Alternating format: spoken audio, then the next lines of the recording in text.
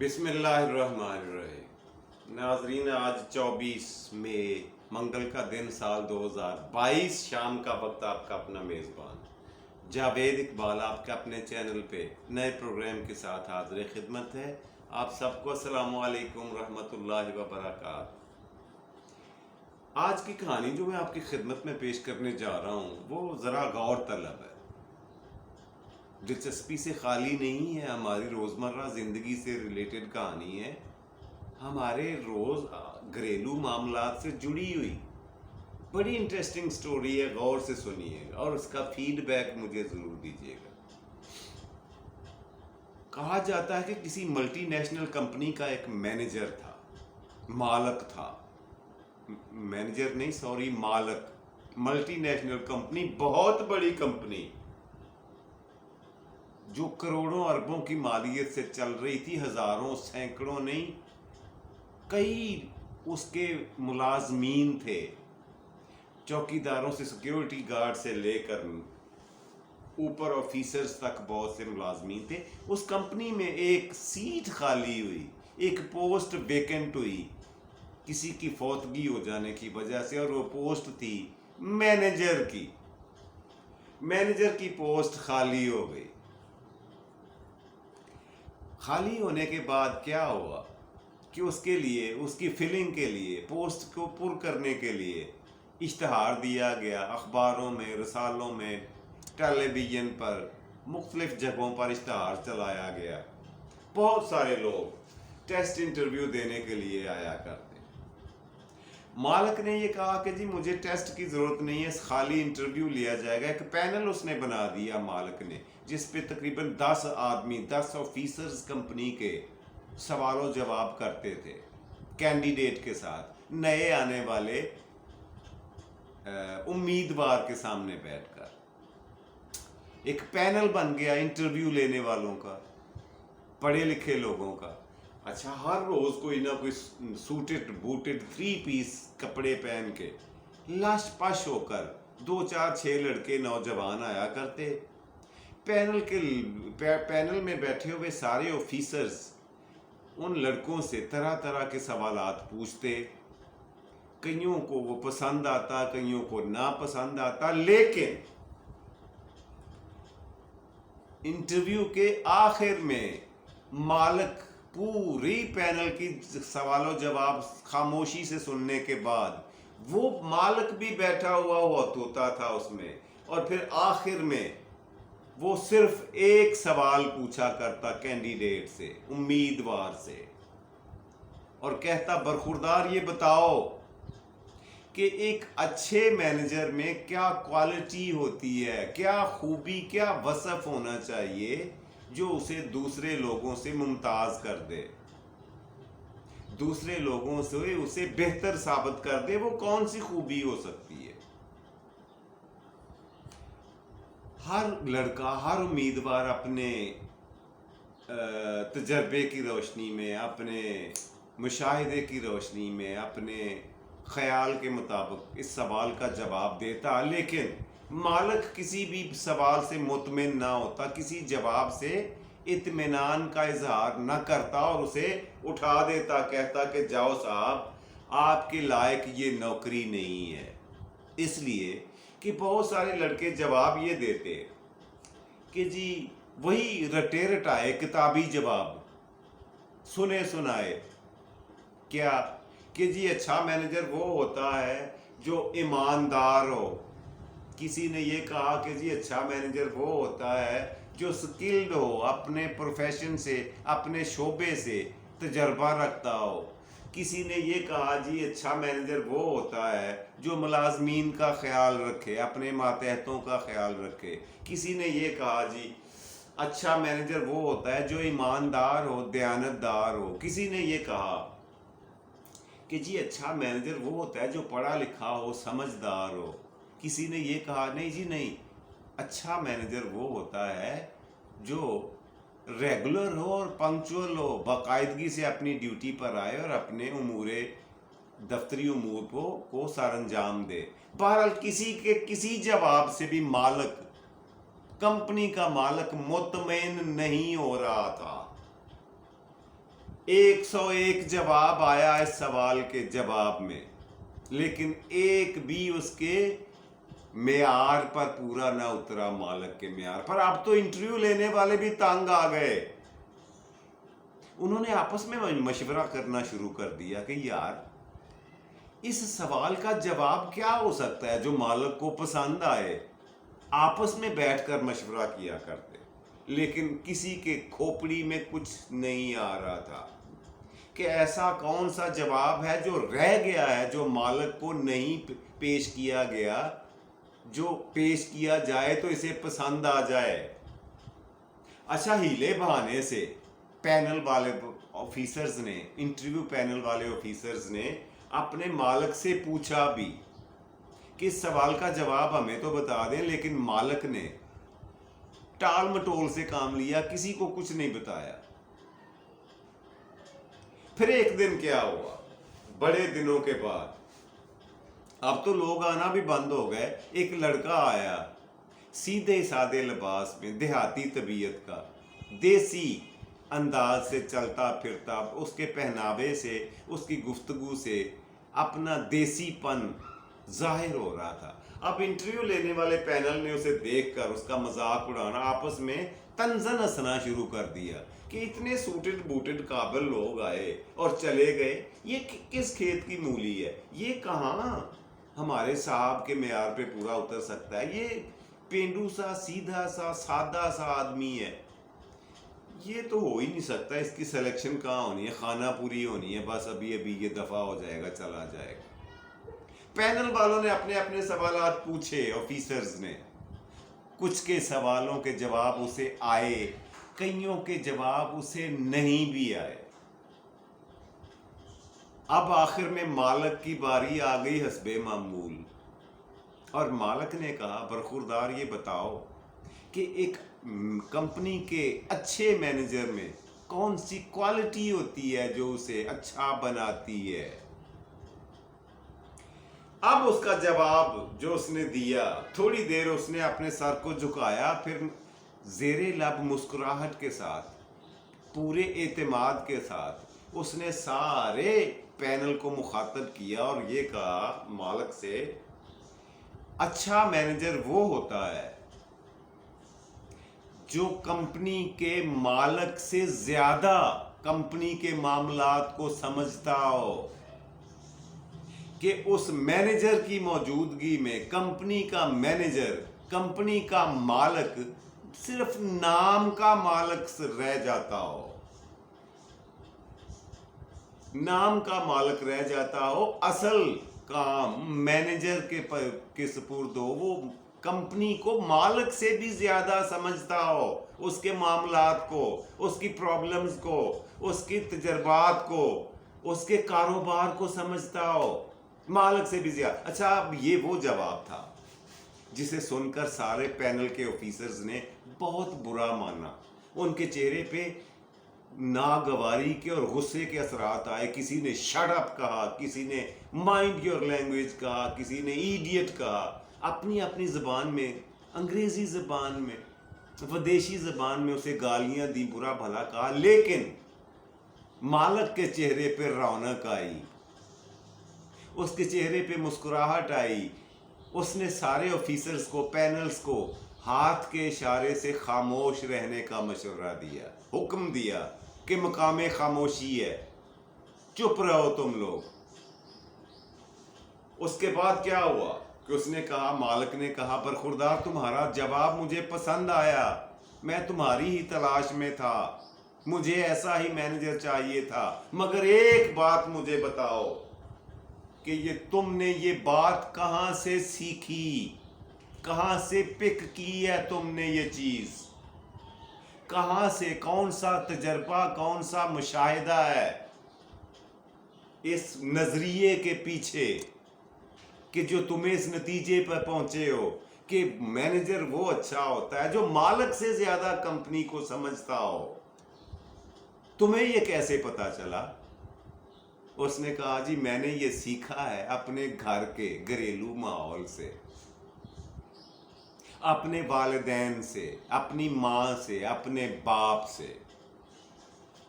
مالک نے کہا ذرا اس بات کی تشریح کر دو، میرے ان آفیسرز کو بھی اور مجھے بھی پتہ چل جائے کہ وہ کیسے گھر سے کیسے سیکھ کے آ گئے ہو۔ اس نے کہا مالک صاحب جی بات یہ ہے، آپ کمپنی کے مالک ہیں، صاحب اختیار ہیں، چاہیں تو مجھے رکھیں چاہیں تو نہ رکھیں، لیکن میں آپ کو اصلیت بتائے بغیر نہیں جاؤں گا۔ سارے آفیسرز کو انہوں نے مخاطب کیا، لڑکے نے سب کی طرف سے پورے اعتماد کے ساتھ چہرے پہ مسکراہٹ سجا کے اس نے کہا کہ ہمارے گھر کا مالک، ہمارے گھر کا کفیل، کفالت کرنے والا، ہمارے گھر میں کل 7 لوگ ہیں، ایک میری ماں، ایک میرا باپ اور 5 بہن بھائی ہیں ہم لوگ۔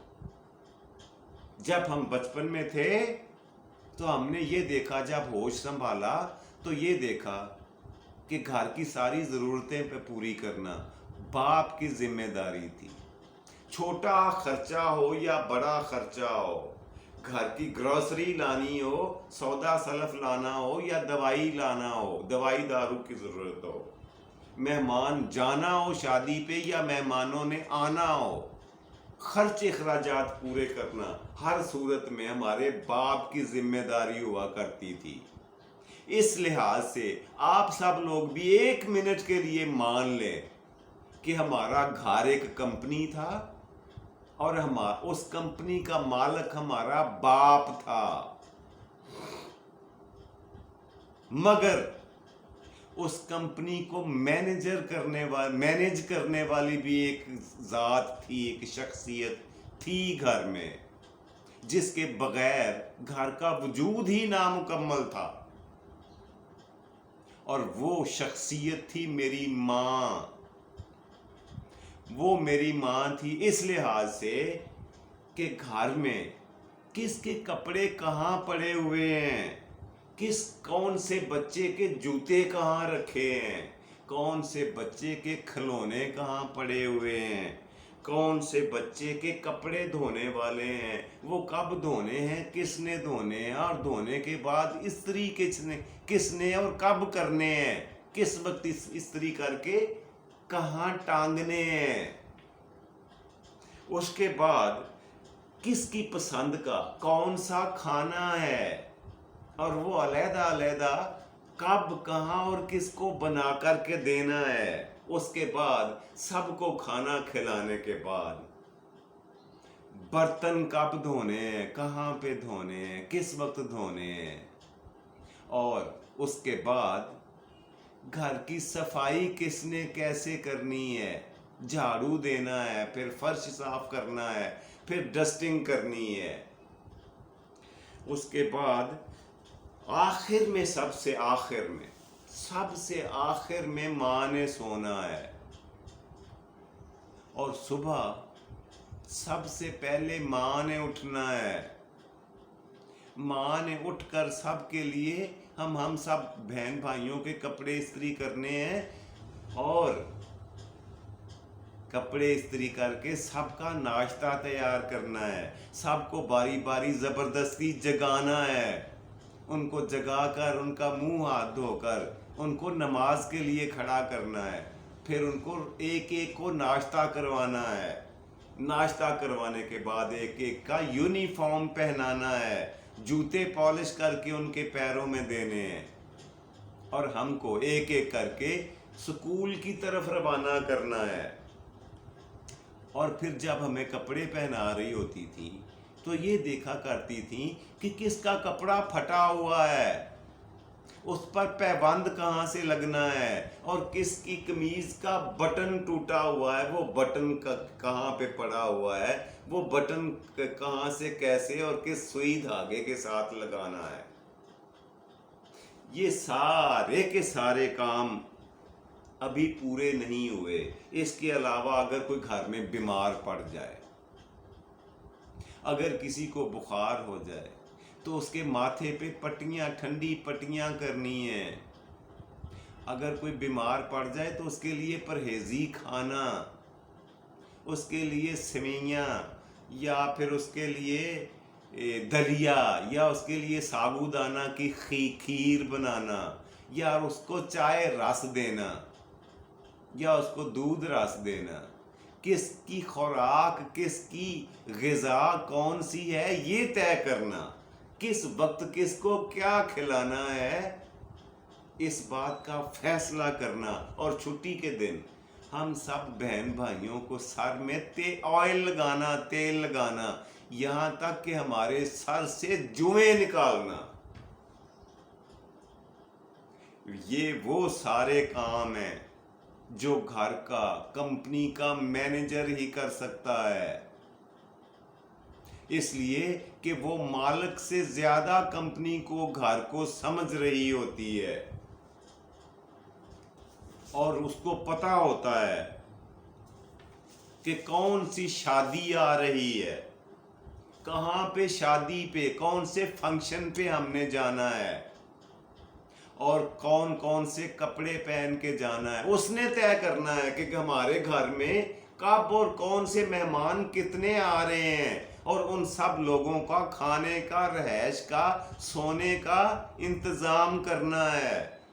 اتنے لوگوں کا کھانا بنانا ہے، اور ان کی پسند کی علیحدہ علیحدہ ڈشز بنانی ہے، اور ان کے سونے تک کا انتظام، چائے تک کا انتظام ماں کیا کرتی تھیں. اور اس کے علاوہ کھیر، حلوہ، گجریلا، کھچڑی، زردہ، شربت، یہاں تک کہ ابلے ہوئے انڈے.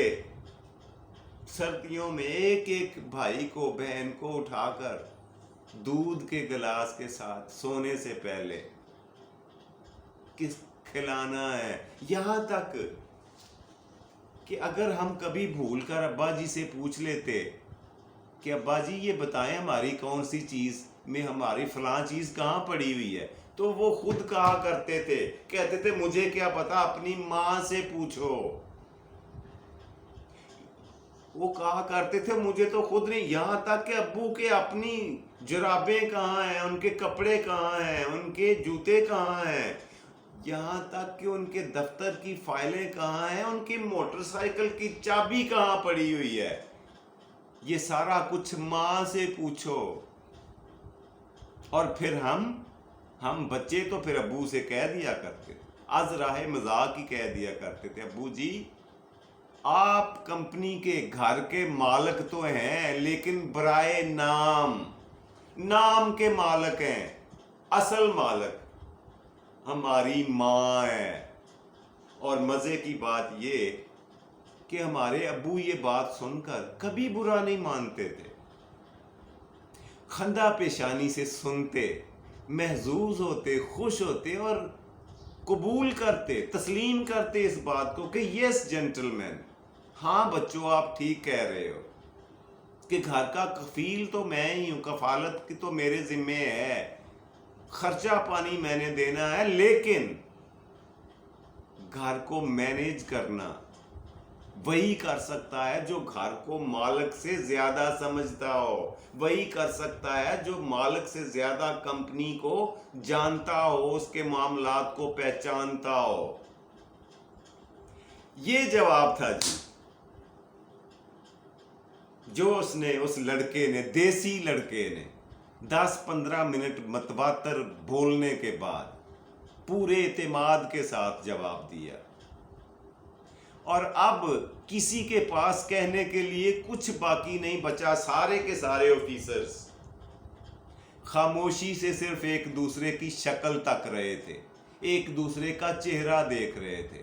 کسی کے پاس کہنے کو ایک لفظ بھی نہیں تھا. اور آخر کار مالک نے خاموشی توڑی اور اس نے کہا سنو، یہی وہ آدمی تھا جس کی مجھے تلاش تھی.